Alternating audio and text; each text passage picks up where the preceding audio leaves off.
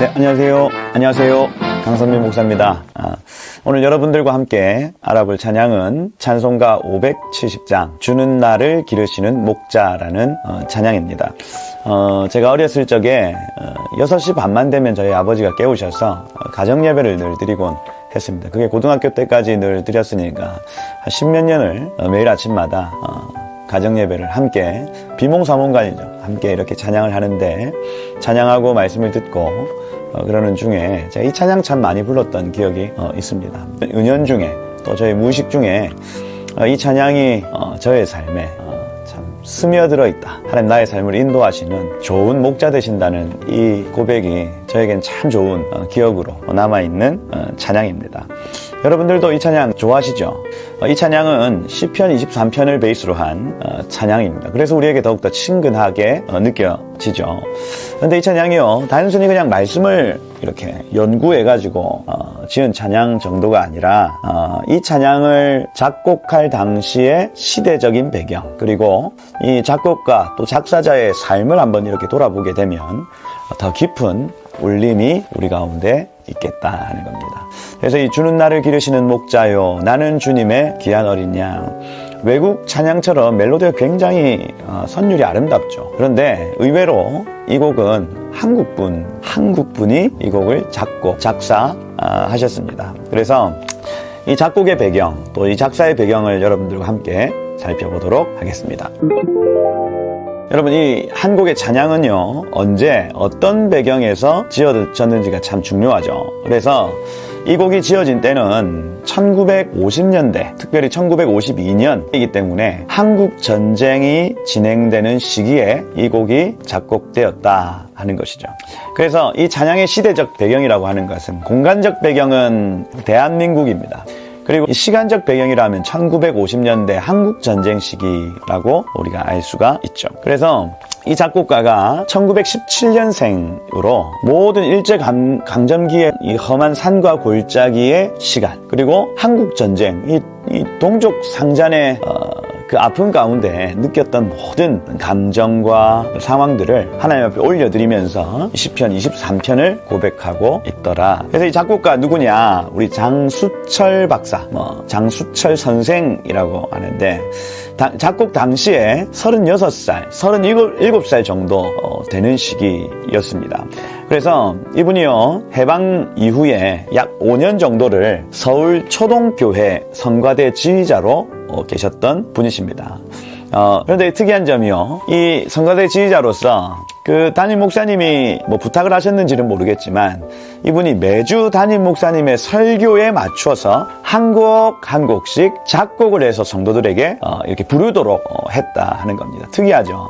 그래서 여러분, 그 당시 5년 정도 안에 200~300곡 정도의 매주 그 설교와 관련된 곡들이 쏟아져 나왔던 시기가 있었다 하는 거예요. 그래서 그 당시에 많이 훈련이 됐겠죠. 그죠? 이 작곡을 하시는 데 있어서 이 장수철 박사가 그 이후에 이분이 이제 미국으로 가셔가지고 무디 성경학교 음악과에 입학을 하시고, 또 시카고 뮤직스쿨 이런 데서 박사학위까지 받으시고 다시 이렇게 한국으로 돌아오시게 됩니다. 그래서 여러분, 모든 교회 일들은요, 처음에는 그냥 헌신으로 시작을 하는데, 그 헌신이 나중에는 정말로 전문적인 어떤 지식이 되어서 온 세계 가운데, 여러분, 나중에 이 장수철 박사가요, 이 월드비전 어린이 합창단, 그걸 조직을 하셔가지고 전 세계를 돌아다니면서 카네기홀 어마어마한 공연들을 하시고, 빈 소년 합창단, 나무 십자가 소년 합창단, 이 세계 3대 합창단 중에 하나가 저희 그 월드비전 선교회, 그죠? 이 선명의 합창단이었죠. 그래서 여러분, 교회 헌신을 기쁨으로 한번 해보십시오. 그러면 거기에서 하나님이 기름 부어주시고 이 달란트를 주시면 이 장수철 박사와 같이 하나님이 은사를 주시고 또 길을 열어 가신다 하는 거죠. 근데 여러분, 이분이 작곡했던 여러 작곡의 그 악보들이요, 6.25 전쟁 때 다 불타 없어집니다. 그래서 우리에게 남겨져 있는 곡들이 여러분들 주는 나를 기르시는 목자요, 이 찬양과 탄일종이 땡땡땡 그 찬양입니다. 그래서 굉장히 쉽지만 그 선율이 아름다운 곡들을 많이 작곡을 하셨다. 그래서 30대 중반의 작곡가가 일제강점기 그죠? 한국교회가 배교했던 현장, 또 한국교회가 탄압을 받았던 현장, 한국교회가 갈기갈기 찢겨서 6.25 전쟁을 맞이했던 현장 가운데서 이 시편 23편을 근거로 작곡을 했다 하는 것을 여러분 아셔야 하겠다. 그리고 이 작사자 누구냐면 바로 그의 부인이세요. 최봉춘 여사님. 동갑입니다. 1917년생으로 당시 36세 주부. 오히려 작곡가 장 선생님보다 오히려 이분이 훨씬 더 영적인 감각들을 가지고 계셨다 하는 것을 알 수가 있죠. 여러분, 이 주는 날을 기르시는 목자요, 이 찬양은요 최봉춘 여사의 한 2번 정도의 역경을 통해서 나타난 찬양이라 할 수가 있습니다. 여러분, 이 6.25 전쟁이 터진 다음에 북한군이요 서울을 점령하게 되었습니다. 그래서 그 북한의 남침으로 인해서 그 당시에 이 최봉춘 여사가요 이 서울과 강남을 잇는 유일한 다리인 한강대교가 폭발하는 걸 실제로 눈으로 봤어요. 그래서 그 당시에 그 모든 혼란 가운데 짐을 싸서 막 도망하는 중에 다리가 앞에서 폭발한 겁니다. 여러분, 얼마나 망연자실했겠어요. 그 현장에서. 와, 이제 저 뒤에서는 적들이 쫓아오고 앞에는 저 다리가 끊겼구나. 어떡하지? 그러는 순간에 그녀의 머릿속에서, 그녀의 가슴속에서 계속해서 말씀이 되뇌었다 기록하고 있습니다. 그래서 겁이 나지 않는 거예요. 최봉춘 여사의 마음에. 그죠? 어떤 마음이 드냐면, 삶이, 예수님을 믿는 자의 삶은 반드시 영원한 행복과 연결되어 있다. 내가 여기에서 죽어도 하나님이 영원한 행복, 영원한 삶으로 연결해 주시겠다는 그 확신이 한강다리가 폭발되어지는 그 현장에서 막 일어나는 겁니다. 그러고 생각나는 말씀이 어떤 말씀이냐면, 여호와는 나의 목자시니 내게 부족함이 없으리로다. 여호와는 나의 목자시니 내게 부족함이 없는 분이시다. 근데 한 5분 있으니까 저 멀리서 배 한 척이 한강으로 지나가는데 거기에 있던 그 몇몇 사람들을 태워주겠다고 기적적으로 이 두 부부가 그 배에 탑승하게 됩니다. 이것이 이제 첫 번째 경험이라 할 수가 있죠. 그러고 전쟁이 소요되고 난 다음에 1954년도에 이 남편 장수철 박사가요 홀로 미국으로 유학길을 떠납니다. 무디 성경학교에서 음악을 제대로 공부하게 되죠. 근데 어느 날 아내에게 한 통의 편지가 도착을 하는데 너무 설레는 마음으로 이렇게 뜯어보니까 12살 딸 혜경이가 그 폐렴으로 죽었다는 소식이 그 편지에 적혀 있습니다.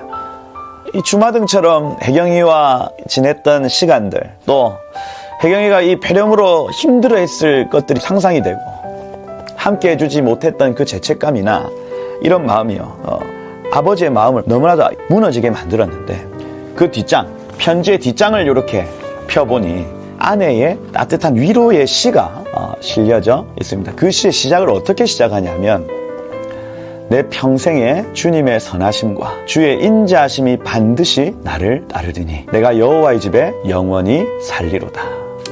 아내분 대단하시죠? 그죠? 딸아이의 죽음을 옆에서 지켜봤습니다.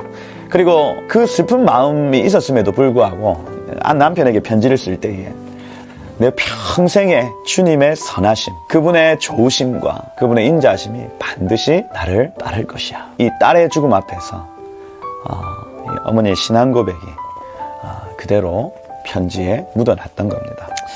여러분, 고통의 순간에도 하나님은 선을 이루시기 위해 일하신다는 이 아내의 메시지를 남편이 받아들이기 시작한 거예요.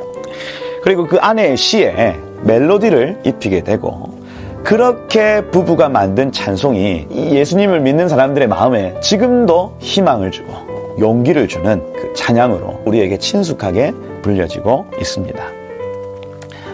못된 짐승 나를 해치 못하고 거친 비바람 상치 못하리. 나의 주님 강한 손을 펼치사 나를 주야로 지켜주신다. 주는 나의 좋은 목자, 나는 주의 어린 양. 철을 따라 꼴을 먹여주시니 내게 부족함 전혀 없어라 하는 찬양이에요.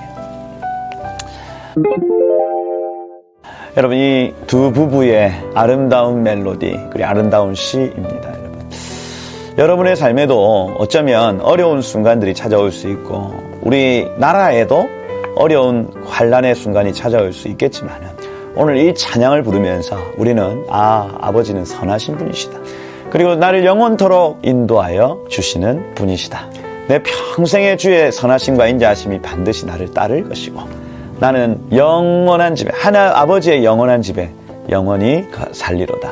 이 고백이 오늘 저와 여러분의 고백이 되시길 축복하고 다가올 한 주도 여러분들 그 은혜 안에서 우리의 목자 되신 주님을 찬양하시며 그분을 노래하시며 은혜의 한 주 되시기를 축복합니다. 주는 나를 기르시는 목자여 한번 들어보시고 마치도록 하겠습니다. 다음 주 뵙겠습니다.